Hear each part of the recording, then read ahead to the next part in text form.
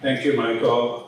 Just wanted to give a brief overview to the program we have here today. We really want to make this an engaging discussion. I want to thank our panel, and I will introduce them after our initial discussions and intro work here. Each year, there are over 2 trillion Google searches conducted. Many of those are in Google, others are in Bing, and then a smaller number as well. About 5% of those are initiated around a health information request.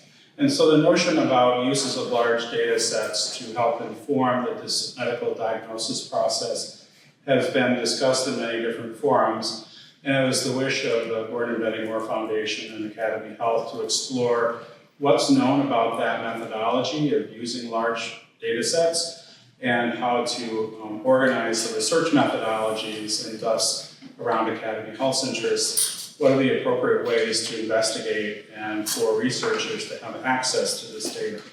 There are 3 components to this project. The first is a literature research and analysis of what's been done thus far.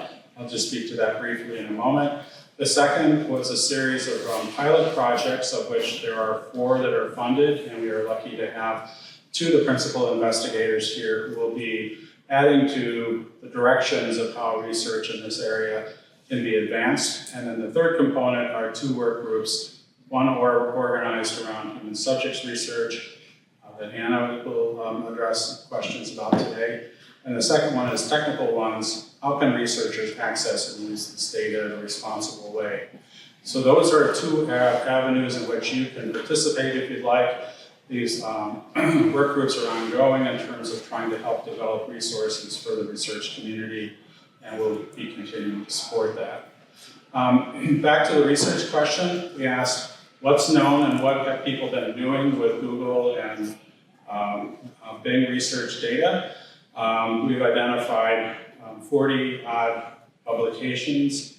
All but 1 have been more analytical without being in comparison to other data or other methods for comparison.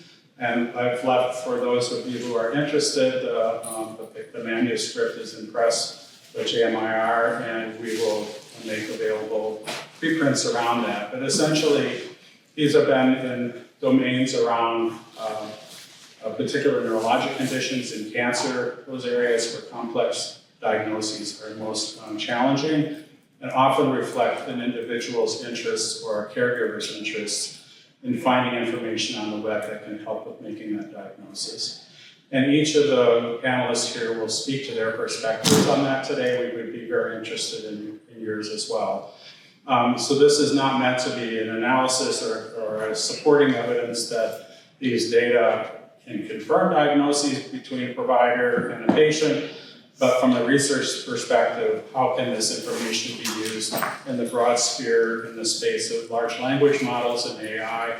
How can consumer-generated search information be useful in general? I'm sure you've all thought in some ways about how to bring the consumer and patient into more contact in terms of uses of data. So to kick us off, we would like to sort of give a historical perspective on this, and we've been really pleased to have Dr. Henry Kotz, who's emeritus professor from University of Rochester, and has been aiding in this project in a variety of ways to give us a background on this, and then we'll get into some of the projects that have been ongoing, and we'll talk more about what each of the panelists' perspectives